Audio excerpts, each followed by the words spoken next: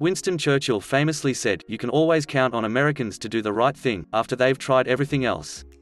What are some good examples that prove or disprove this quote's accuracy? In the specific context of WW2, the British warned the US upon entering the war to adopt the convoy system for shipping, but the US refused to, until they finally did because shipping losses to submarines became too high. The British also told the USA that bombers would need to have a fighter escort or would suffer horrendous losses on bombing missions, but the USA sent bombers in without escorts because they were convinced that they were sufficiently capable of defending themselves. The USA suffered horrendous losses on bombing missions until they started sending fighter escorts to protect them. From WW2 itself. After Britain had spent quite some time learning through costly trial and error the methods of escorting merchant ships through U-boat-infested waters, the U.S. Naval Command, particularly one stubborn admiral whose name I can't recall RN, proceeded to ignore all their advice for weeks to months. Hundreds of tons of merchant shipping from the U.S. were sunk due to insufficient escorts and convoy formations. Why does this sound like someone's homework assignment? Edit, would love to see one of those YouTube channels make a video about this thread with the robot voice, and the incredibly long answers. Americans like me sometimes accidentally do the right thing, so ha. The Civil War. They tried every kind of compromise to avoid a war, and finally it was a war that settled it. Disprove. M1 Garand. It wasn't the best infantry rifle we could have picked, but it was good enough and we could mass produce it enough. We were fully equipped with a main battle rifle 10 years ahead of everyone else in WW2. Just a couple of months ago, the wife of an American diplomat killed a 19-year-old biker in the UK and then ran for the hills. She has to answer for what she did. I can think of example that proves it slightly wrong. During Bangladesh Liberation War in 1971, you can read about why, but just wanted to include, it was not like a communist revolution and Bangladesh was seeking to be a secular democracy. The United States took the side of then West Pakistan, now Pakistan, despite it being a very repressive regime and the Pakistani army committing genocide and genocidal rape during the war. The United States government was fully aware of it. American diplomat Archer Blood informed the government to the extent of the genocide through what is now called the Blood Telegram. To this day, the government of Pakistan does not recognize this, and neither does the United States. We didn't side with Germany in World War I. Edit, let's all stop fighting over this. I have my own opinions and you have yours. The fact that they don't use the metric system. Probably yet another thing Churchill never said. I think this applies less to Americans, rather than the human race as a whole. TBF, it probably applied just as much to him as it did to Americans. Someone got an essay due tonight?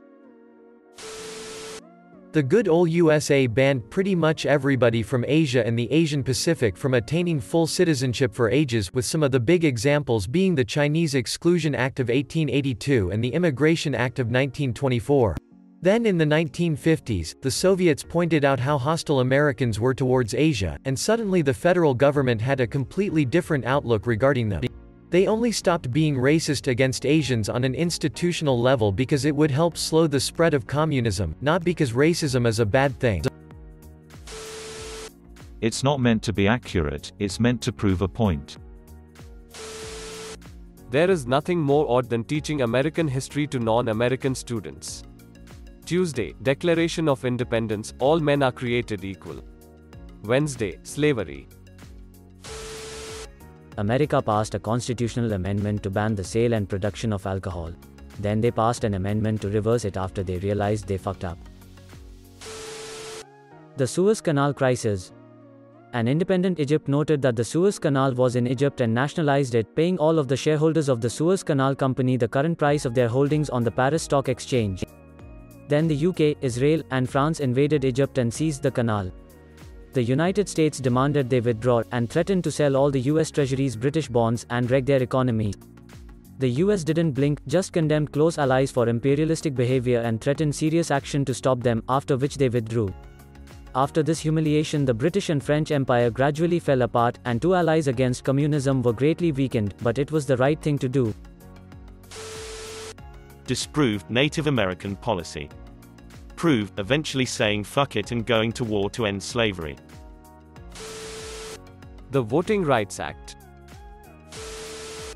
The opioid overdose epidemic. Pharma companies and doctors pushed these opioid painkillers like there was no tomorrow. Everyone got hooked.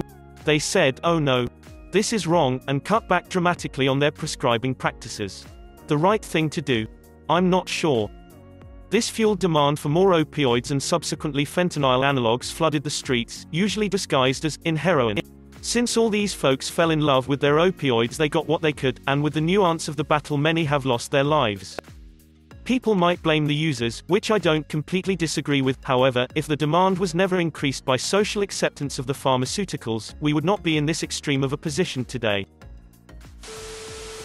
Reminds me of this story, not sure if it's true or not, where this American soldier is returning from a war and can't find a seat. Eventually they find a seat being occupied by a woman's dog. He asks her to move the dog and she refuses multiple times, so he throws the dog out of the window. Then this British guy turns around and says, "You Americans get everything wrong. You use a fork with the wrong hand. You drive on the wrong side of the road, and now you've gone and thrown the wrong bee ***** out of the window." Not a great example, but another great quote by Otto von Bismarck: "God has a special providence for fools, drunkards, and the United States of America." Churchill also asked a woman one time if she would sleep with him for $1 million. She said, "Of course I would." He then asked, "Would you sleep with me for $50?